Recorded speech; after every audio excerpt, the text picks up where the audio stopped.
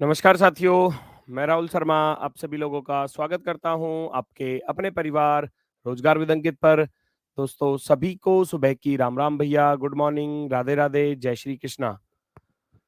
आ जाइए, सभी का स्वागत है। सभी लोग जल्दी से क्लास से जुड़ेंगे। सभी का बहुत बहुत स्वागत है दोस्तों।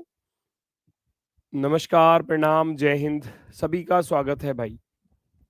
दिल्ली पुलिस 2025 यकीन 2.0 बैच रीजनिंग में आज का हमारा टॉपिक होने वाला है ब्लड रिलेशन। और कल सीरीज का मैंने आपको टेस्ट दे दिया था, क्विज टेस्ट। उम्मीद है कि आप सभी लोगों ने उस टेस्ट को किया होगा, और जिन्होंने नहीं किया है तो वो आज कर लेना, ठीक है।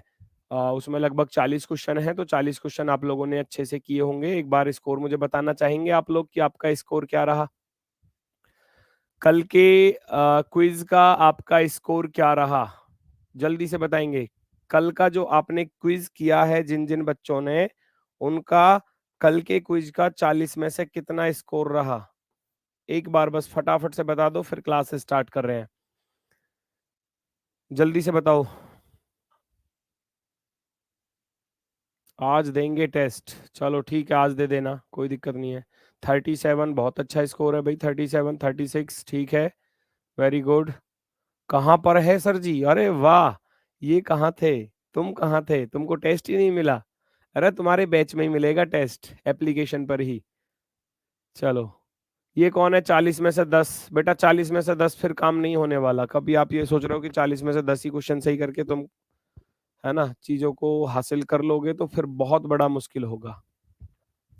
ये जो 35 प्लस हैं, 35 प्लस वाले बिल्कुल सही हैं, बिल्कुल सही। लेकिन जो 35 और 30 के बीच में आ रहे हैं अभी, उनको भी और मेहनत करने की जरूरत पड़ेगी। याद रखना, ये टेस्ट ही आपको बताते हैं कि आपको कितनी मेहनत की जरूरत है। अगर आप उसको लाइटली लेकर चले जाओगे कि भाई टेस्ट दे दिया, कोई दिक्कत नहीं है, मेरे तो 29 नंबर आए हैं 40 में से, कोई दिक्कत नहीं है। अगर आपके 40 में से 29 नंबर आए हैं, तो आपने सोचा कोई दिक्कत नहीं है, 40 में से 29, ये बहुत बड़ी दिक्कत है बेटा, ये बहुत बड़ी दिक्कत है। क्योंकि आपको एक ही चैप्टर का टेस्ट दिया जा रहा है, और वो चैप्टर आपको पढ़ा दिया गया है ना। और फिर 40 में से अगर 29 आ रहे हैं, तो बहुत ज्यादा सोचने वाली बात है। ये 30 आ रहा है, बहुत ज्यादा सोचने वाली बात है। 35 प्लस है, ठीक चल रहे हैं। 35 से नीचे है तो सोचने वाली बात है। आप खुद इस चीज को समझ सकते हैं, समझदार हैं। अगर इससे कम आपके आ रहे हैं, 35 से कम आ रहे हैं यहाँ पर, तो फिर आपको खुद महसूस हो जाएगा कि आपको कितनी मेहनत करने की जरूरत है, ठीक है। चलो करते हैं शुरुआत। आज का हमारा टॉपिक होने वाला है ब्लड रिलेशन, यानी कि रक्त संबंध।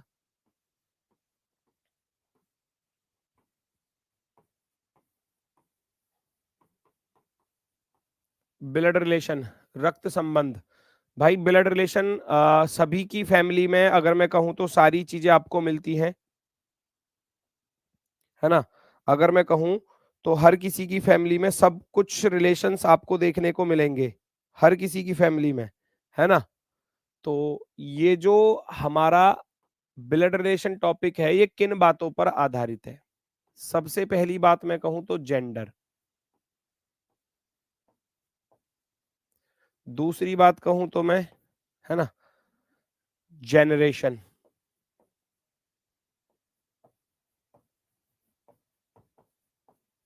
और तीसरी मैं कहूं तो सेंटेंस।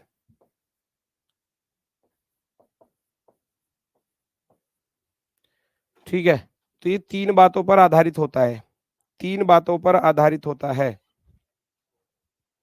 जल्दी से सभी लोग क्लास से जुड़ जाइए।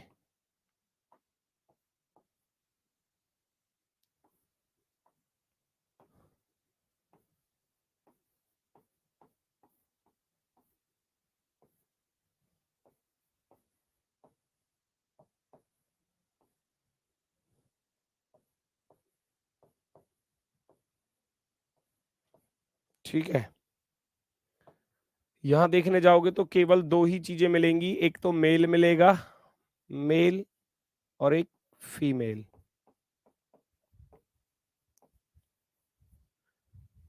मेल यानी कि पुरुष, फीमेल यानी कि महिला। दो ही जेंडरों के बारे में हम यहाँ पर पढ़ने वाले हैं। थर्ड जेंडर यहाँ पर नहीं मिलता एग्जाम में, इसके लिए हम प्लस सिंबल यूज करते हैं, और इसके लिए फीमेल के लिए माइनस सिंबल यूज करते हैं, ठीक है। चलो, बहुत सारे बच्चों ने ब्लड रिलेशन पढ़ भी लिया होगा, और जिन बच्चों ने ब्लड रिलेशन नहीं पढ़ा है और जो पढ़ने के बाद भी ये सोचते हैं कि ब्लड रिलेशन हमसे तो नहीं हो पाता सर जी, पता नहीं क्यों हर बार क्वेश्चन गलत हो जाते हैं। तो अब वो क्वेश्चन गलत नहीं होंगे आपके कभी भी, ठीक है? अब वो गलत नहीं होंगे। सर आप पेन उल्टा क्यों पकड़ते हो? अरे कोई दिक्कत नहीं है, ये दोनों तरफ से एक जैसा सही है, थोड़ा-सा कभी इधर से हाथ में आ जाता है, तो कभी इधर से हाथ में आ जाता है, दोनों तरफ से चलता है ये। जेंडर हो गया लिंग, लिंग यानी कि वो उसका जेंडर क्या है, वो मेल है या फीमेल है, सबसे पहला काम ये होगा। दूसरा होगा भैया जनरेशन, यानी कि जिसको हम बोलते हैं पीढ़ी, ये इंसान कौन सी जनरेशन का है, कौन सी जनरेशन का है। तीसरा होता है हमारा सेंटेंस, वाक्य, हमको वाक्य समझ में आना चाहिए, अगर वाक्य समझ में आ गया, सेंटेंस समझ में आ गया, तब हम रिलेशन निकाल सकते हैं। और हर किसी के परिवार में अगर सगे संबंधी नहीं मिल सकते, तो दूर के मिल सकते हैं। जैसे मैं कहने लगूं कि चाचा, चाचा हर बच्चा जानता होगा कि अंकल कौन सा रिलेशन होता है, अंकल, ठीक है। मैं कहने लगूं बुआ, है ना, बुआ, जिसको पैटर्नल आंट बोलते हैं। पैटर्नल आंट, पैटर्नल यानी कि पिता की तरफ से जो रिश्ते चलते हैं, मैटरनल जो माता की तरफ से रिश्ते चलते हैं। तो पैटर्नल आंट हो गई बुआ, तो बुआ हर किसी की फैमिली में होगी, नहीं भी होगी तो अड़ोसी पड़ोसी में कहीं ना कहीं मिल जाएगी। जैसे मान लो किसी की बुआ नहीं है, तो उसके दोस्त की बुआ होगी, तो वो जानता होगा कि भाई ये उसकी बुआ है। पड़ोसी में कोई रहता हो साथी, उसकी बुआ हो सकती है। तो जरूरी नहीं है कि वो आपके रियल में मिले, लेकिन मैक्सिमम सभी रिलेशंस को सभी बच्चे जानते होंगे, सभी रिलेशंस को आप सभी लोग जानते होंगे, ठीक है ना। और जेंडर मैंने बता दिया, जनरेशन के बारे में आपको मालूम होना चाहिए। जैसे कि मैं कहूं कि मैं अपनी जनरेशन में किन किन लोगों को देख पाता हूं। मेरी जनरेशन में देखो, मेरे जो चाचा के बेटा बेटी हैं, कजिन्स, है ना, मेरे मामा के बेटा बेटी, मेरे फूफा के बेटा बेटी, है ना, जो मेरी जनरेशन में है। मेरी जनरेशन में भैया कौन कौन लोग आते हैं, जो मेरे हम उम्र है एक तरीके से, ठीक है। और हमसे ऊपर वाली जनरेशन होती है माता पिता वाली। अब माता पिता वाली जनरेशन में आप देखोगे माता पिता, चाचा ताऊ, मामा मामी, फूफा फूफी, है ना, और ये सब मौसा मौसी, ये सब हमसे ऊपर वाली जनरेशन में चले जाते हैं। तो इन जनरेशन का भी आपको बहुत ज्यादा ख्याल रखना होगा। यहाँ कुछ शब्द लिखे गए हैं, जैसे कि रिलेशन है और उनको इंग्लिश में क्या बोलते हैं, मैंने वो भी दर्शा दिया है। तो आप सभी लोग जानते हैं चाचा, ताऊ, चाचा होता है पिता का छोटा भाई, ताऊ होता है पिता का बड़ा भाई, मामा माता का भाई, मौसा माता की बहन का पति, फूफा होता है पापा की बहन का पति, है ना, यानी कि बुआ का पति। ये इन सब के लिए क्या यूज होता है, अंकल शब्द यूज होता है। इंग्लिश में अंकल ही लिखा मिलता है हर किसी के लिए, चाचा ताऊ मामा मौसा फूफा, है ना।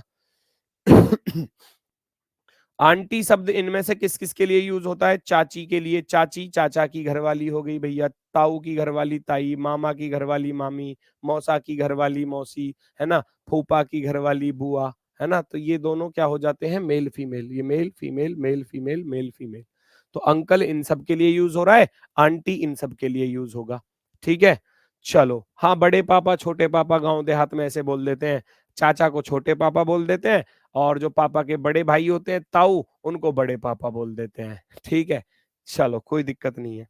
कजिन, कजिन भैया जो हमारे चाचा के, मामा के, बुआ के, मौसा मौसी के जो बेटा बेटी होते हैं ना, चचेरे ममेरे फुपेरे मौसेरे भाई बहन जो होते हैं, चाचा के बेटा बेटी चचेरे भाई बहन, मामा के बेटा बेटी ममेरे भाई बहन, फूफा के बेटा बेटी, है ना, फुफेरे भाई बहन, मौसा के बेटा बेटी मौसेरे भाई बहन, उनको बोलते हैं, ठीक है। एक कह रहा गर्लफ्रेंड से क्या रिश्ता होता है, बाहर वाली को क्या बोलते हैं। भाई साहब तुम पढ़ लिए फिर ऐसे तो, हैं।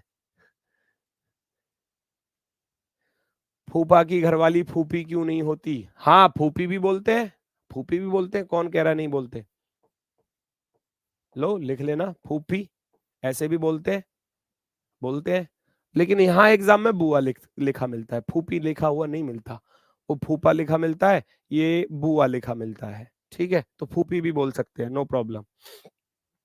चलो, नेफ्यू, नेफ्यू जो भांजा होता है और भतीजा, भांजा होता है सिस्टर का बेटा, जानते हो, जो हमारी सिस्टर है, सिस्टर्स सन बोलेंगे, सिस्टर सन्स क्या होता है, नेफ्यू होता है। और जो ब्रदर्स सन होता है उसको भी नेफ्यू ही बोला जाता है। ये हो गया बहन का बेटा, ये हो गया भाई का बेटा, भाई का बेटा। तो ये सबके परिवार में होते हैं, सबके परिवार में होते हैं। नीस होता है बहन की बेटी यानी कि भांजी, और जो भाई की बेटी है उसको बोलते हैं भतीजी। दोनों के लिए इंग्लिश में नीस ही लिखा मिलेगा। सिस्टर इन लॉ हो गया भाभी, ननद, जेठानी, देवरानी, साली। ये कौन हो जाते हैं? सिस्टर इन लॉ में आ जाते हैं। सिस्टर इन लॉ भाभी यानी कि भाई की पत्नी। ननद कौन होती है? ननद होती है पति की छोटी बहन। जेठानी होती है कौन? पति के बड़े भाई की पत्नी। देवरानी लिखना चाहो इस चीज को लिख लेना भैया, अगर किसी को कोई दिक्कत हो तो। ये होती है भाई की पत्नी, भाई की पत्नी, ब्रदर्स वाइफ, भाई की पत्नी। ठीक है। दूसरा हो गया, दूसरा हो गया ननद। ननद कौन होता है? पति की छोटी बहन, पति की बहन भी कह सकते हैं, पति की बहन, है ना, छोटी बड़ी दोनों ही आ जाती हैं। पति की बहन, जो हस्बैंड है उसकी सिस्टर जो है वो, ये लड़कियों की तरफ से चलता है रिलेशन। जो किसी लड़की का पति है और उस लड़की के पति की जो बहन होगी उसको ननद बोला जाता है। जेठानी कौन होती है? जेठानी होती है पति के बड़े भाई की पत्नी, बड़े भाई की पत्नी, बड़े भाई की पत्नी। ठीक है। देवरानी होती है पति के छोटे भाई की पत्नी, पति के छोटे भाई की पत्नी, है ना, छोटे भाई की पत्नी। ठीक है। बचा साली। साली तो आप जानते हो, मुझे तो बताने की जरूरत ही नहीं है। साली को तो कोई ना भूलेगा इसको तो, है ना, इसको कोई नहीं भूलेगा। ये कह रहा साली आधी घर वाली। गलती से, गलती से कर मत देना ऐसा कुछ कि साली आधी घर वाली, पता चली फिर एफआईआर होती डोले तुम्हारे खिलाफ, और तुम बनना तो चाह रहे थे पुलिस और तुम बन जाओ फिर मुलजिम, यानी कि फिर तुम जेल में पहुंच जाओ कभी। ठीक है। तो साली को साली की नजर से ही देखना, कुछ गलत नजर से मत देखना। ठीक है। Brother in law, brother in law यानी कि साला, देवर, जेठ, नंदो, ये सब वही चीज है। जो पत्नी का भाई है उसको साला बोलते हैं। देवर हो गया पति का छोटा भाई, है ना, ये तो हो गया पत्नी का भाई। ये लड़कियों की तरफ से चलेगा, पति का छोटा भाई देवर, पति का बड़ा भाई जेठ, और ये हो गया नंदोई, पति की बहन का पति, पति की बहन का पति। हस्बैंड, सिस्टर्स, हस्बैंड, है ना, हस्बैंड की जो सिस्टर होगी उसका भी हस्बैंड जो होगा वो होगा नंदोई, नंदोई बोला जाता है। ठीक है। चलो, मदर इन लॉ में कौन आ जाता है? सास। मदर इन लॉ सास हो जाएगा। फादर इन लॉ कौन होता है? ससुर होता है। जानते हो इन सब चीजों को। ये मम्मी जी और ये पापा जी। अपनी मम्मी को मम्मी जी नहीं कहते, और जब सास आ जाती है तो उसको मम्मी जी कहते हैं। ऐसे ही अपने पापा को पापा जी कभी नहीं कहा, पापा ही कहते हैं। पापा 10 रुपए दे दो, पापा 20 रुपए दे दो, पापा 1000 रुपए दे दो, हैं। और जैसे ही शादी हो गई तो फिर ससुर जो है वो पापा जी हो जाता है, पापा जी। ठीक है।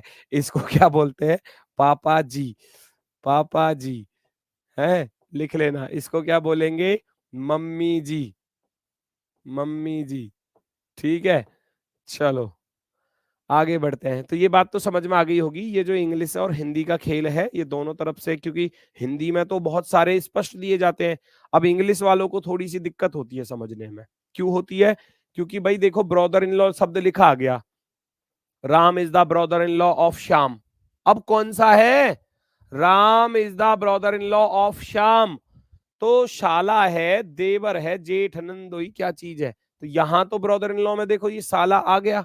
जीजा भी तो हो सकता है, जीजा तो लिखना भूल ही गए, जीजा भी लिखो यहां पर, जीजा, जीजा भी तो हो सकता है। अब ब्रदर इन लॉ है तो हो सकता है जीजा हो सकता है साला हो, तो दोनों में से कोई एक बात होगी। ठीक है। चलो आगे बढ़ते हैं, आगे बढ़ते हैं नेक्स्ट की तरफ। सन इन लॉ होता है दामाद, दामाद बोलते हैं, या जमाई भी बोल देते हैं, जमाई राजा, है ना। और क्या बोलते हैं, और यहाँ जो जीजा है, जीजा को बहनोई भी लिखा मिलता है एग्जाम में, याद रखना। बहनोई, बहनोई हो गया बहन का पति, बहनोई। ठीक है, ऐसे भी लिखा मिलता है एग्जाम में, बहनोई। ठीक है, तो जीजा के लिए बहनोई भी बोला जाता है। दामाद हो गया, जमाई हो गया, है ना। और डॉटर इन लॉ, बहू हो गया, पुत्र वधू। एक कह रहा है सहोदर का क्या रिलेशन होता है। सहोदर होता है बेटा, सहोदर कोई अलग से कोई स्पेशल चीज नहीं है, हिंदी का शब्द है बस। सहोदर होता है एक ही उदर से जन्म लेने वाले, एक ही उदर, उदर यानी कि पेट से जन्म लेने वाले, उनको सहोदर बोलते हैं। इसका अर्थ है सगे भाई या बहन, सगे भाई या बहन। क्योंकि देखो, जित क्वेश्चन तो मैं करा दूंगा, क्वेश्चन तो मैं करा दूंगा, क्वेश्चन तो कोई दिक्कत नहीं है, लेकिन फिर क्वेश्चन फिर समझ में नहीं आएंगे। जो अब तक आपकी समझ में नहीं आए तो फिर क्वेश्चन पे डायरेक्ट चलूंगा तो क्वेश्चन डायरेक्ट समझ में नहीं आएंगे। जब तक इन सारे रिलेशंस को पढ़ नहीं लोगे, सेंटेंस को नहीं समझ लोगे, तब तक चैप्टर का पढ़ने का भी कोई अर्थ नहीं है ना। डायरेक्ट क्वेश्चन करा दूं, डायरेक्ट क्वेश्चन करा फिर फंसते रहोगे, कह जी ये इसका रिश्ता है इससे क्यों बना दिया, उसका रिश्ता इससे क्यों बना दिया, है ना। तो इस तरीके की चीजें फिर आपके सामने आएंगी। ठीक है, सहोदर। किसी को कोई दिक्कत हो, कोई समस्या हो तो बताओ जल्दी से, फटाफट से, जल्दी से बताओ, जल्दी से।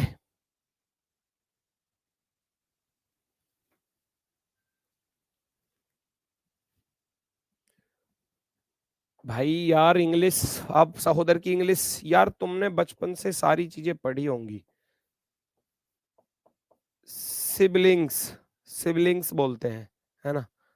सिबलिंग्स, एक ही उदर, उदर होता है पेट, एक ही माता की संतान है, उनको बोलते हैं सहोदर। साडू किसे कहते हैं, साडू भी लिख लो, चलो साडू भी लिख लो, बहुत अच्छी बात है। इसको भी लिख लो भैया। साडू भी लिखा मिल जाता है कभी कभी, है ना, साडू। इसको क्या बोलते हैं भैया, ये होता है आ, साली का घर वाला, साली का पति, है ना। सलज, सलज भी लिखी मिलती है, हालांकि ये चीजें लिखी नहीं मिलेंगी आपको यहाँ, ना साडू लिखा मिलेगा ना सलज लिखा मिलेगा, ये तो बस आपको मैं बता देता हूँ। सलज होती है भैया जो साले की पत्नी, सिस्टर, सिस्टर इन लॉ ही बोलेंगे इसमें, साले की पत्नी। ये साडू जो है इसको ब्रदर इन लॉ ही बोलेंगे, brother in law, brother in law यानी कि साली का जो पति है। और सलज साले की पत्नी, यानी कि ये भी सिस्टर इन लॉ कहलाया जाएगा। ठीक है, चलो मैं बढ़ता हूं आगे की तरफ। ये कुछ जनरेशंस होती हैं, जनरेशंस के बारे में हम सबसे पहले पढ़ लेते हैं। जनरेशन यानी कि पीढ़ी। अब जैसे कि मैं स्वयं की बात करने लगूं, स्वयं, मैं अपनी बात करूं या आप अपनी बात करो, तो स्वयं, स्वयं की जनरेशन में कौन कौन लोग आते हैं वो सब यहाँ पर लिखे हुए हैं। हमारी जनरेशन में जो लोग होते हैं उनको हम क्या क्या बोलते हैं, क्या क्या रिलेशन होते हैं हमारी जनरेशन में। भाई, भाभी, बहन, जीजा, साला, साली, पत्नी, चचेरे, ममेरे, फुफेरे, मौसेरे, भाई बहन, कजिन्स, देवर, देवरानी, जेठ, जेठानी, ननद, नंदोई। तो ये सब क्या होते हैं, ये अपनी जनरेशन के लोग हैं, जो हमारी पीढ़ी के लोग हैं, हमारी पीढ़ी के लोग हैं। मेरी खुद की जनरेशन में सारे जेंडर हैं, आपकी खुद की सॉरी जनरेशन में सारे रिलेशन है। मेरी खुद की जनरेशन में भी और आपकी खुद की जनरेशन में भी ये सब आपको मिलेंगे। हो सकता है आपकी शादी नहीं हुई है तो अभी कुछ ना मिले, कुछ शादी के बाद मिलते हैं। ठीक है, जैसे कि भाई है, भाभी है, बहन की शादी हो गई तो जीजा भी मिल जाएगा, और आपकी शादी हो गई तो साला और साली भी मिल जाएंगे, पत्नी भी मिल जाएगी शादी हो जाएगी तो। बाकी ये चचेरे, फुफेरे, मौसेरे, भाई बहन आपके होंगे ही, है ना। देवर, देवरानी, ये लड़कियों की तरफ से रिलेशन चलते हैं। लड़की की शादी हो गई है तो पति का जो भाई है उसको देवर या जेठ बोलते हैं, देवर या जेठ। उनकी घरवाली देवरानी और जेठ की घरवाली भैया जेठानी। ननद, नंदोई, पति की बहन ननद और उसका जो घरवाला है उसको नंदोई बोलते हैं। तो इस तरीके की चीजें आपके एग्जाम में चलती रहती हैं भैया। ठीक है, मैं बढ़ता हूं आगे की तरफ। भैया देखो, हमसे ऊपर की जनरेशन में कौन कौन लोग आते हैं।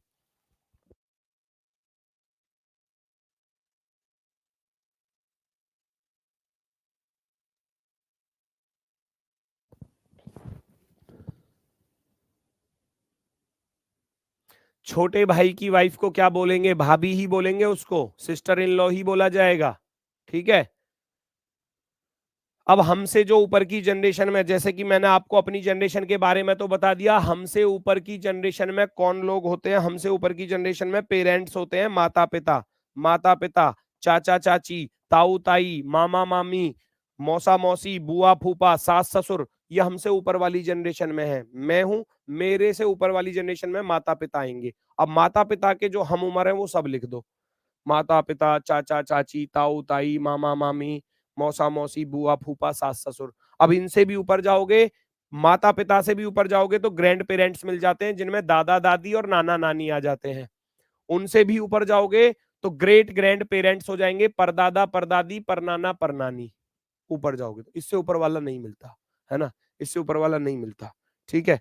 चलो, ऐसे ही अगर नीचे की जनरेशन में जा रहे हो, नीचे वाली जनरेशन में जाओगे तो कौन कौन मिलेंगे? देखो, चाइल्ड, बेटा बेटी, भतीजा भतीजी, भांजा भांजी, है ना, खुद के बेटा बेटी, भतीजा भतीजी, भांजा भांजी, भाई के बेटा बेटी और बहन के बेटा बेटी। ग्रैंड चाइल्ड में कौन कौन आ जाते हैं? पोता पोती, नाती नातिन, देवता देवती, है ना, नाती नातिन, देवता देवती। ग्रेट ग्रैंड चाइल्ड में कौन कौन आ जाता है? परपोता परपोती, है ना, पर देवता पर देवती, परनाती परनातिन, वो सब आ जाते हैं यहाँ पर, है ना। लिखना चाहो उनको भी लिख लेना, परनाती परनाती परनातिन, एक ही बात है। ठीक है ना। वो सब यहाँ चले जाते हैं, हमसे नीचे वाली जनरेशन में। ठीक है। चिल्लाने लगे ना, क्वेश्चन करवाओ क्वेश्चन करवाओ, क्वेश्चन में फिर फंसते डोलोगे, फायदा क्या है? देवता, देवता होता है देवता, यानी कि ये होता है नाती नातिन, नाती नातिन और देवता देवती, ये दोनों चीजें एक ही बात है। इनका अर्थ होता है बेटी, बेटी के बेटा बेटी, है ना, इनको बोलते हैं देवता देवती, है ना। बेटी के जो बेटा बेटी होते हैं उनको बोलते हैं नाती नातिन या देवता देवती। पुत्र का पुत्र पोता, पुत्री का पुत्र नाती बोला जाता है या देवता बोला जाता है। ठीक है। चलो, ये तो हो गया पुत्र के, बेटे के बेटा बेटी, बेटे के, और वो बेटी के बेटा बेटी हैं, पुत्री के पुत्र और पुत्री, ये पुत्र के पुत्र होंगे, ये बेटे के होंगे,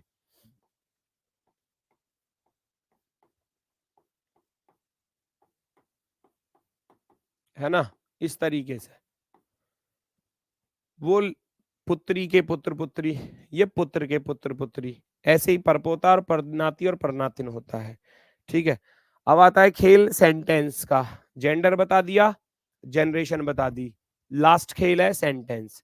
सेंटेंस को पढ़ना, कितने प्रकार से सेंटेंस होते हैं, कितने प्रकार से सेंटेंस एग्जाम में देखने को मिलते हैं। सेंटेंस को पढ़ना और उसको सीखना कि वो सेंटेंस कह क्या रहा है, उसके बाद ही आप चीजों को आइडेंटिफाई कर पाओगे। एक्स वाई का पिता है, एक्स वाई का पिता है, X is the father of Y, तो यहां से आपको पता चल रहा है, यहां से आपको किसके बारे में पता चल रहा है? वो साफ साफ कह रहा है कि एक्स वाई का पिता है, तो यहां से आपको पता चला कि एक्स जो है वो वाई का पिता है, वाई का पिता। अच्छा, जिसका रिलेशन पता चलेगा उसकी तरफ एरो ऐसे बनाऊंगा, जिसका रिलेशन पता चलेगा, है ना। वो आपकी मर्जी, आप अपने हिसाब से कैसे भी कर सकते हो, नो प्रॉब्लम। यहां मुझे बस इतना पता चल गया कि एक्स जो है वो वाई का पिता है, तो एक्स का जेंडर मालूम हो गया कि ये एक प्लस है। एक्स कौन है? एक प्लस है। अगर मैं आपसे कहूं, यहीं पर एग्जामिनर आपसे कहने लगे कि वाई, वाई का, वाई का एक्स से क्या संबंध है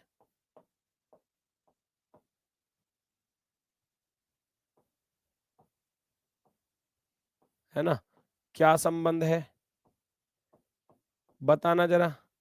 वाई का एक्स से क्या संबंध है? वाई का एक्स से क्या रिलेशन होगा, जल्दी से बताओ। वाई का एक्स के साथ क्या रिलेशन है? How is Y related to X? How is Y related to X? जल्दी से बताओ। How is Y related to X? How is Y related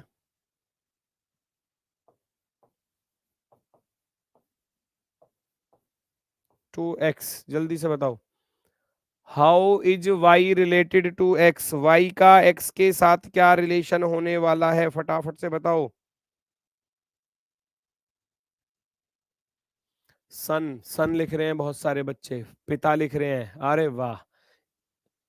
मैं मूर्खो, सुधर जाओ सुधर जाओ। यहां से साफ साफ बोल रहा है कि एक्स वाई का पिता है। अब जब ये सेंटेंस ही समझ में नहीं आएंगे तो क्वेश्चन नहीं होने का बिल्कुल भी। एक्स वाई का पिता है, X is the father of Y, साफ साफ बोल रहा है कि एक्स वाई का पिता है, तो एक्स वाई का पिता हो गया। तो ये इसका जेंडर तो अभी हमको मालूम नहीं है। जब तक जेंडर मालूम नहीं है तब तक आप क्या कहोगे कि भैया ये इसका बेटा भी हो सकता है और बेटी भी हो सकती है, दोनों ही चीज है। क्योंकि वाई का रिलेशन पूछा गया है ना, अब तो एक्स का तो दिया है सवाल में। अब कह रहा है कि वाई का एक्स से क्या संबंध है, how is Y related to X? तो वाई जो है वो एक्स का कौन होगा? तो आपको दिखाई दे रहा है प्लस या माइनस कुछ भी हो सकता है, तो आपको ऑप्शन में पुत्र या पुत्री करके लिखा मिलेगा। पुत्र या पुत्री, डॉटर सन, सन और डॉटर दोनों चीजें लिखी मिलेंगी। अगर अलग अलग करके लिख के दिया है और नीचे फिर एक ऑप्शन दिया जाता है, निर्धारित नहीं कर सकते। अगर मान लो एक ऑप्शन में पुत्र दिया है, दूसरे में पुत्री दिया है, तीसरे में भैया पोता दिया है, चौथे में लिख दिया निर्धारित नहीं कर सकते, तो उसको टिक करेंगे। और एक में पुत्र दे दिया, एक में पुत्री दे दिया, एक में लिख कर दे दिया पुत्र या पुत्री, और एक में भतीजा या भतीजी, तो फिर पुत्र या पुत्री वाले को टिक करेंगे। तो अकॉर्डिंग टू द ऑप्शन ही आंसर देना होता है। वाई स्त्रीलिंग में आती है इसलिए एक्स की बेटी है। वाह वाह, बहुत अच्छे बहुत अच्छे। मैंने तो यहाँ यस लिख दिया, यस। मैं यहाँ योगेश लिख दूं, योगेश, तो इसका क्या मतलब है? पागल हो क्या? आपने बस अरे यार ये पता नहीं कहां से आ जाते हैं क्लास में दो चार महान आत्माएं।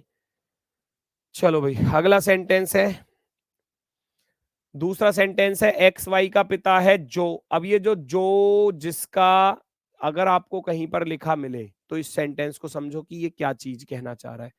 कहीं पर भी आपको हु लिखा मिलेगा तो इस हु का याद रखना, ये जो या जिसका शब्द लिखा है ये हमेशा इससे पहले जो इंसान आ रहा है उसके लिए यूज होता है, याद रखना। ये जो हु शब्द लिखा हुआ है ये इससे पहले जो इंसान आ रहा है वो उसके लिए यूज होता है। यानी कि इस जो की जगह पर अब मैं क्या रख सकता हूं, वाई रख सकता हूं, वाई। वाई के लिए यूज हुआ है तो हु के लिए क्या रख सकता हूं यहाँ पर, वाई। तो यहाँ पर मैं अब वाई पढ़ूंगा, हु नहीं पढ़ूंगा, वाई पढ़ूंगा। तो पहले सेंटेंस को समझो। X is the father of Y, वो कह रहा है X is the father of Y, X is the father of Y. जो, जो यानी कि वाई लिखा है यहां पर, ध्यान से सुनना। X is the father of Y, X Y का पिता है। पिछला ही सेंटेंस था बिल्कुल, एक्स वाई का पिता है, उसी में बस मैंने ये सेंटेंस जोड़ा है। एक्स वाई का पिता है जो जेड का बेटा है, जो जेड का बेटा है। Who is the son of Z. अब मैंने बताया हु किसके लिए यूज होगा, इससे पहले जो इंसान आ रहा होगा उसके लिए यूज होगा, तो वाई के लिए यूज होगा। तो अब इस हु को भूल जाओ, अब इसको वाई पढ़ो। तो वाई पढ़ोगे तो कैसे पढ़ोगे, Y is the son of Z, Y Z का बेटा है। वाई जो है वो किसका बेटा है, जेड का बेटा है, तो इसका जेंडर भी पता चल गया। अब इसका जेंडर पता नहीं चला तो मैं आपसे कहूं कि भैया जेड का एक्स से क्या संबंध है, तो क्या आप बता सकते हो, क्या संबंध है? How is Z related, how is Z related to X? बताओ फटाफट से, how is Z related to X? बताओ जल्दी से। मम्मी, अरे वाह वाह, माता, क्या बात है। हस्बैंड या वाइफ, वाह गजब। चलो, रिलेशन किसका पूछा गया पहले ये देख लिया करो। जेड का, किसका? जेड का एक्स से क्या संबंध है? जेड एक्स का कौन है? आपसे पूछा गया है जेड, जेड एक्स का कौन है ना? जेड एक्स का कौन है, ये आपसे पूछा गया है। How is Z related to X? Z X का क्या है? जेड एक्स का कौन है? जेड का एक्स से क्या रिश्ता है? तो पूछा जेड का है ना, जेड का पूछा गया है इसके साथ। अच्छा, इसका पिता है, वाई का पिता एक्स है और वाई बेटा है जेड का, तो दो दो पिता थोड़ी हो सकते हैं, एक पिता होगा एक माता होगी। तो ये दोनों आपस में कौन हो जाते हैं? ये दोनों आपस में शादीशुदा हो जाते हैं। ये इसकी माता बनेगी क्योंकि पिता तो ये पहले से ही है। अगर ये पिता है और ये जेड का बेटा भी है तो जेड फिर माता होगी वाई की। लेकिन रिलेशन किसका पूछा गया? जेड का एक्स से क्या रिश्ता है? जेड का एक्स से, एक्स की ये कौन होने वाली है? पत्नी होने वाली है, पत्नी यानी कि वाइफ। कौन होने वाली है? वाइफ। ऑप्शन जहां भी आपको वाइफ लिखा मिलेगा वो सही हो जाएगा, वाइफ।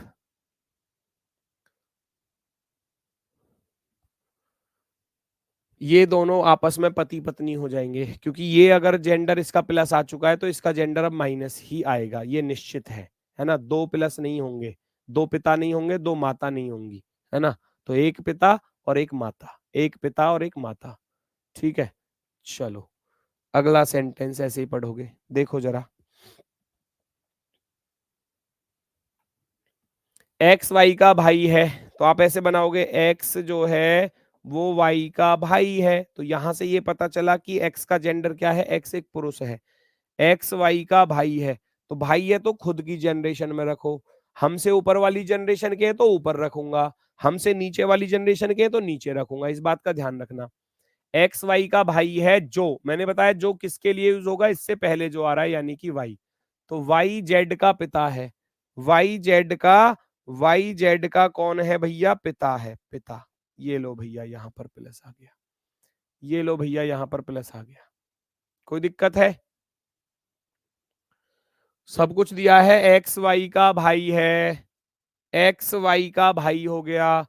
जो, जो यानी कि कौन? वाई। मैंने बताया इससे पहले जो आ रहा है हु किसके लिए यूज होगा? इस वाले पर्सन के लिए, वाई के लिए। तो Y is the father of Z, Y is the father of Z. कोई दिक्कत? तो यहां से अगर मैं पूछने लगूं एक्स का जेड से क्या संबंध है, एक्स का जेड से क्या संबंध है, तो क्या आप मुझे बता सकते हो क्या संबंध है? How is X related to Z? How is X related to Z? जल्दी से बताओ क्या आएगा, जल्दी से बताओ, एक्स जेड का कौन होगा? भैया ये इसका पिता, और पिता का भाई कौन होता है? पिता का भाई कौन होता है? अंकल होता है, चाचा या ताऊ। ये वाला, ये वाला इंसान कौन हो जाएगा जेड का? चाचा या ताऊ। इंग्लिश में अंकल ही लिखा मिलेगा, चाचा या ताऊ। कहीं कहीं काका भी लिखा मिल जाता है, काका, याद रखना, है ना?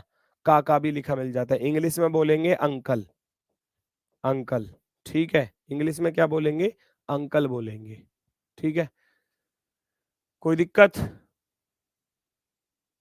ये सेंटेंस ही समझने हैं, सवाल कुछ नहीं है, सवाल में एक दिन और एक्स्ट्रा क्लास ले लूंगा, कोई दिक्कत नहीं है, सवाल हो जाएंगे सारे। पर लेकिन सेंटेंसों को तो समझो। अब सेंटेंस को समझ लोगे तो सारे क्वेश्चन सॉल्व कर लोगे, सेंटेंस ही नहीं समझ पाओगे तो क्वेश्चन भी सॉल्व नहीं होंगे। ठीक है, इसलिए इनको सिखा रहा हूं मैं, वरना मुझे कोई ज्यादा इतना बड़ा शौक नहीं है कि मैं बच्चों का टाइम वेस्ट करूं कि जी भैया डायरेक्ट क्वेश्चन करवाओ गुरुजी, सब बच्चे कह रहे हैं कि डायरेक्ट क्वेश्चन करवाओ, क्या ही फायदा फिर उसका करने का, मैं तो करा दूंगा, मुझे तो कोई दिक्कत नहीं होगी। मुझे तो और बढ़िया फायदा है कि मैं 4 क्लास की जगह पे 3 क्लास में खत्म कर दूंगा टॉपिक, है ना? लेकिन ऐसा नहीं है, फिर फायदा ही क्या हुआ उसको पढ़ाने का जब समझ में ही ना आया, एग्जाम में पेपर ही क्वेश्चन ही छूट जाए तो फिर फायदा क्या? ठीक है,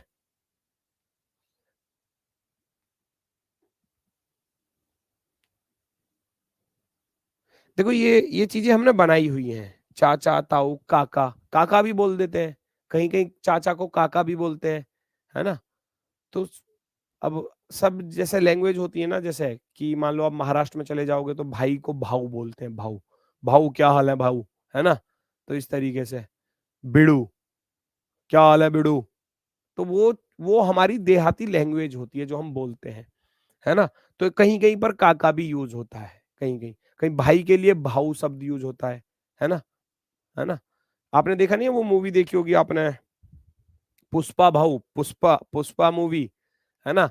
वो पुष्पा भाऊ और अपनी पत्नी को क्या बोलता है, बाइको, बाइको, मैं अपनी बाइको को लेके जा रहा हूँ, है ना। इस तरीके से हमको ऐसा लगता है कि बाइको यानी बाइक को लेके जा रहा है बाइक यानी कि जो मोटरसाइकिल होती है।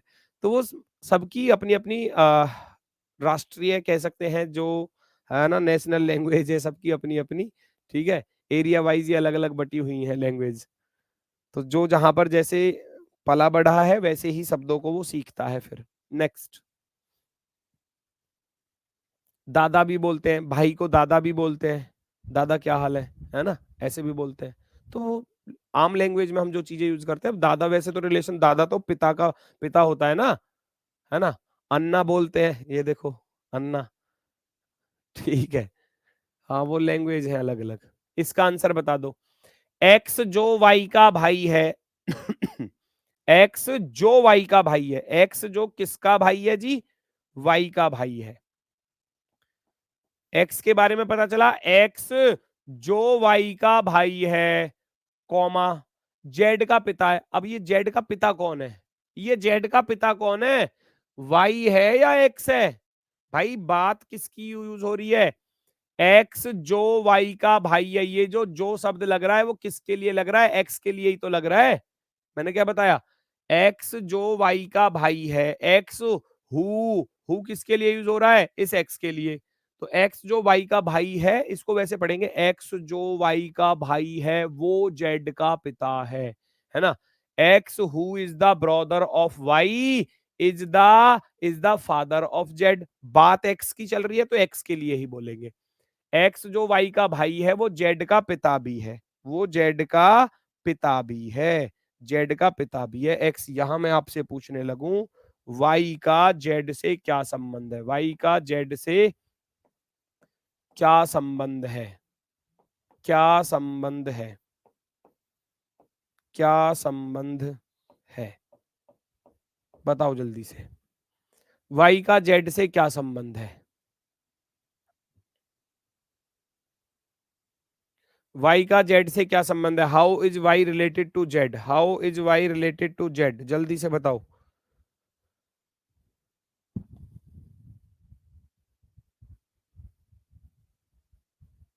चलो वेरी गुड वेरी गुड, चाचा आ गया आंसर, चाचा ताऊ आ गया आंसर, ठीक है बहुत अच्छी बात है। जेंडर तो तुमको पता चल गया होगा जो तुमने चाचा और ताऊ बता दिया। ब्रदर इन लॉ कह रहा है, एक पता नहीं ये कौन से ग्रह से आया है, वो जो कहीं एलियन वाले शिप में तो बैठ के नहीं आ गया ये, वो जो आजकल चर्चा में चल रहा है एटलस एआई पता नहीं क्या है वो, है ना। वो चर्चा में चल रहा है कहीं, उसमें तो बैठ के नहीं आ गया ये बच्चा। सिस्टर इन लॉ बता रहा, brother in law sister in law, अरे भैया इसी धरती पे रह लो। जेड का पिता, अब इसका पिता इसका भाई है तो इसका जेंडर तो मालूम ही नहीं है, इसका जेंडर मालूम नहीं है, ये प्लस भी हो सकता है माइनस भी। अगर ये प्लस हुआ तो पिता का भाई बनेगा, अगर ये माइनस हुआ तो पिता की बहन बनेगा, दो चीज बनेंगी। पिता का भाई कौन होता है, चाचा या ताऊ, और पिता की बहन को अगर मैं कहूं तो फिर क्या बनेगा, बुआ बनेगा। तो यहां पर दो चीजें निकल कर आ रही हैं, अंकल और आंट, अंकल या आंट कुछ भी हो सकता है ना। चाचा या ताऊ हम जो बोलते हैं, या बुआ, है ना, बुआ, बुआ। तो क्योंकि इसका जेंडर नहीं पता, जब जेंडर नहीं पता तो फिर ये कुछ भी हो सकता है ना। पिता का भाई होगा तो चाचा या ताऊ बनेगा, और पिता की अगर बहन हुई तो बुआ बनेगी, फिर बुआ बनेगी। अंकल और आंट, अंकल और आंट ऑप्शन में लिखा मिलेगा कहीं ना कहीं, ठीक है। चलो, एक्स जो वाई की माता है जेड की बहन है, फिर से वही चीज, एक्स जो वाई की माता है, एक्स जो वाई की माता है, बात चल रही है एक्स की, एक्स जो वाई की माता है वो जेड की बहन भी है, वो जेड की बहन भी है। फिर से मुझे बता दो जेड का वाई से क्या रिश्ता है, जेड का वाई से क्या रिश्ता है, वाई से क्या संबंध है, बता सकते हो, जल्दी से बताओ फटाफट से स्पीड के साथ, क्या संबंध है बताओ। How is Z related to Y, how is Z related to Y, जल्दी से बताओ।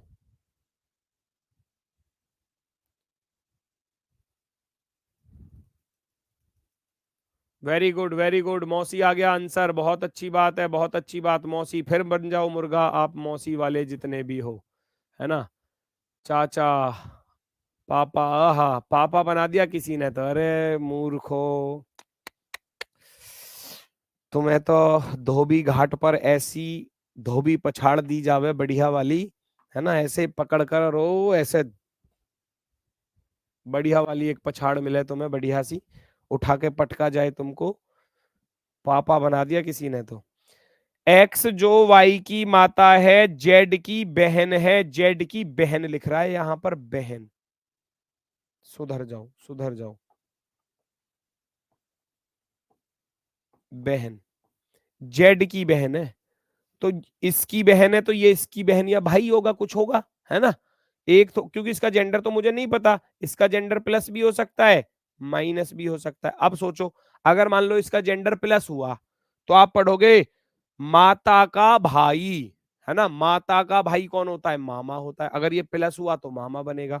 और अगर मैं ऐसे पढ़ूं कि माता की बहन, माता की बहन होती है मौसी, तो दो चीजें बनकर आएंगी, दो चीजें बनकर आएंगी, माता का, है ना, माता का भाई, माता का भाई कौन होता है, मामा होता है, मामा, है ना। और माता का, माता की बहन, माता की बहन कौन होती है भैया, वो मौसी होती है, मौसी, मासी बोलते हैं, मासी, मौसी मासी, है ना, मासी यानी माँ जैसी। तो ये माता का भाई बना, प्लस बना, तो माता का भाई मामा हो जाएगा, और अगर माता की बहन बनी तो फिर मौसी बनेगी। तो जेंडर भैया दोनों ही आ रहे हैं, मामा भी हो सकता है और मौसी भी हो सकती है। माता का भाई मामा, माता की बहन मौसी, तो रिलेशन क्या आएगा, मामा या मौसी आएगा, मामा या मौसी, ठीक है। चलो वेरी गुड। वाई का जेंडर भी नहीं पता, वाई का जेंडर भी नहीं पता, वाई का जेंडर देखने जाओगे तो भैया कुछ भी हो सकता है, प्लस या माइनस। अगर मैं इधर देखूंगा तो ये बहन है इसकी, ये तो फिक्स हो गया, तो बहन का बेटा क्या होता है, भांजा या भांजी, है ना, क्योंकि बेटा बेटी है तो वाई का रिलेशन पूछा जाएगा तो भांजा या भांजी लिखोगे, क्योंकि हम अपने मामा के क्या लगेंगे, भांजा या भांजी, हम अपनी मौसी के क्या लगेंगे, भांजा या भांजी, ठीक है, तो दोनों के लिए भांजा या भांजी ही होगा। लास्ट वाला ऑप्शन वाज रॉन्ग, कहां पर रॉन्ग है भैया बताइए जरा, कहां पर क्या रॉन्ग नजर आया तुम्हें, मुझे ये तो बता दो, क्या नजर आया रॉन्ग।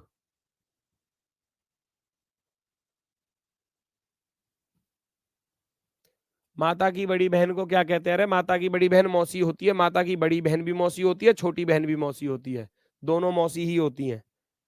नेक्स्ट, अब आता है और, तथा, लेकिन, किंतु, परंतु, जहां पर ये तथा लिखा मिले, तथा, एंड, एंड जहां पर भी लिखा मिलेगा, याद रखना ये जो एंड शब्द है वो हमेशा फर्स्ट पर्सन के लिए यूज होगा, पहले वाले व्यक्ति के लिए, ये होगा फर्स्ट पर्सन के लिए यूज, याद रखना।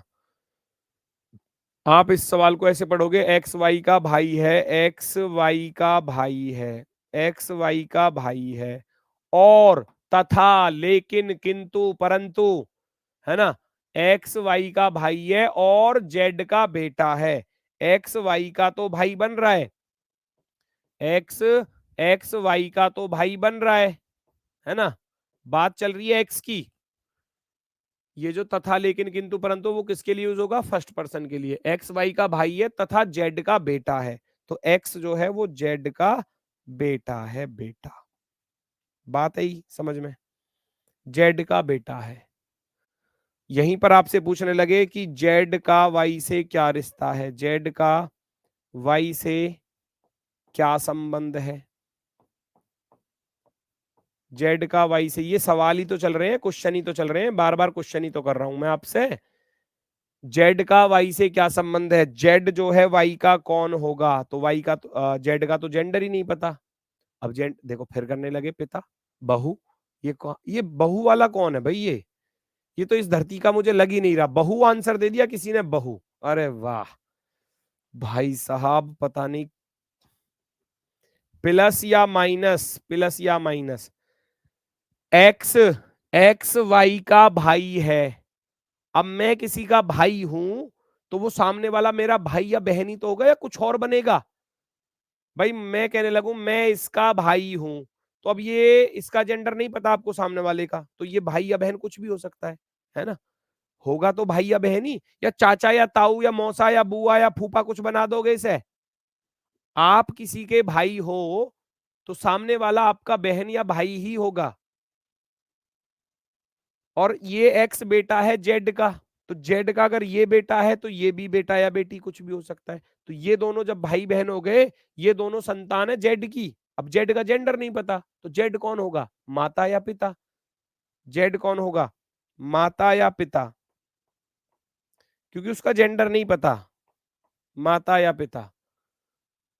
ठीक है, चलो करके दिखाओ इसको, फटाफट से बताओ।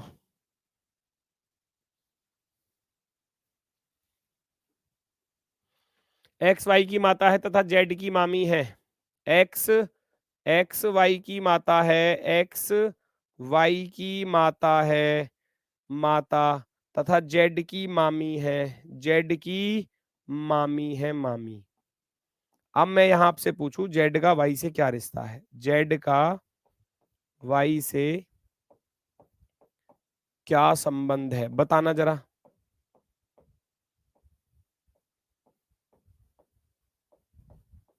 बताओ जल्दी से, जेड का वाई से क्या संबंध है? क्या आप बता सकते हो?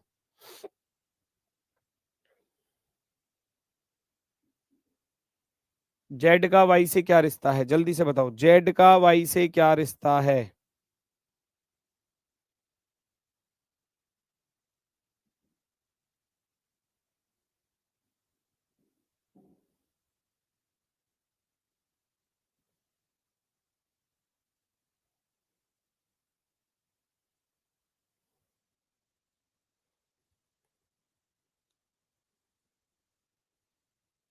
ठीक है, एक्स वाई की माता। अब सोचो, आप अपने ऊपर ले जाओ ना रिलेशन को।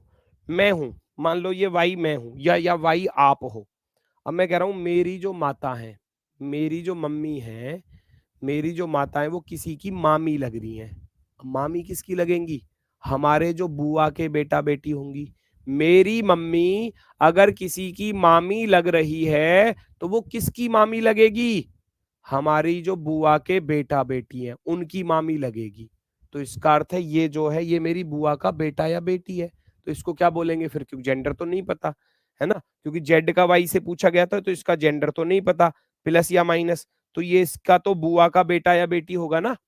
मेरी माता अगर किसी की मामी लग रही है तो वो मेरी बुआ के बेटा बेटी हैं। तो कजिन, या तो कजिन लिख दो, या फिर फुफेरा भाई या बहन। फुफेरे भाई,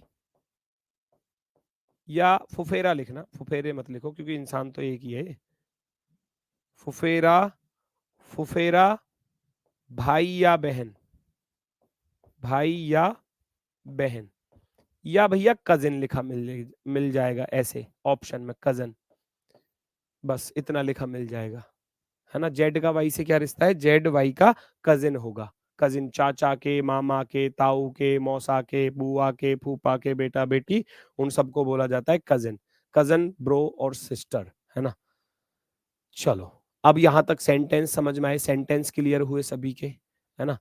एक बात बस नोट करके लिख लेना मेरी तरफ से, बाकी बाकी भैया जो सेंटेंस थे वो मैंने आपको बता दिए। यही सेंटेंस एग्जाम में सारे के सारे आपको देखने को मिलेंगे। नाम से, नाम से कभी भी जेंडर ज्ञात नहीं करना, ज्ञात नहीं करना, है ना।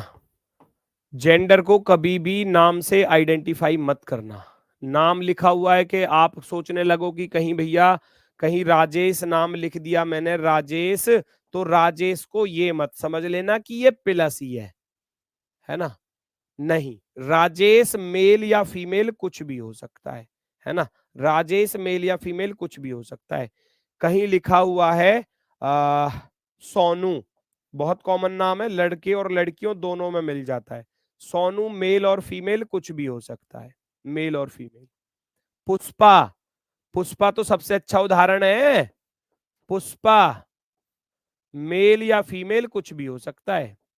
अब इससे बड़ा तो उदाहरण और कोई हो ही नहीं सकता। सबने देखी होगी ये पुष्पा मूवी, कुछ ही बच्चे ऐसे बचे होंगे जिन्होंने नहीं देखी होगी, वरना तो मैक्सिमम सबने ही देखी है। जब शुरुआत में आई थी मूवी तो हम भी समझ रहे थे अरे पुष्पा किसी लड़की के नाम पर दिख है, ये मूवी शायद कोई लड़की की मूवी दिख है। तब तक हीरो पीरो का पता नहीं था कि हीरो कौन है, तो हम समझ रहे किसी लड़की के ऊपर बनी है जी फिल्म, ये पुष्पा किसी लड़की के ऊपर। देखा तो पुष्पा तो इंसान निकल रहा है मूवी में वो पुरुष निकल रहा है पुष्पा, है ना। तो ये सबसे बड़ा उदाहरण है। नीरज हो गया, नीरज बहुत कॉमन नाम है, नीरज लड़कों और लड़कियों में सभी में मिल जाता है। नीरज मेल या फीमेल कुछ भी हो सकता है, मेल या फीमेल, है ना। तो इस चीज को याद रखना, नाम से कभी भी जेंडर को आइडेंटिफाई नहीं करना बिल्कुल भी, किसी भी हाल में। ठीक है, नाम कुछ भी लिखा है तो उसको जब तक स्टेटमेंट ना बोले ना, रिलेशन ना दे कि ये इसका मौसा है या मौसी है, तो तब तक मानना मत कि मौसा ही है जी।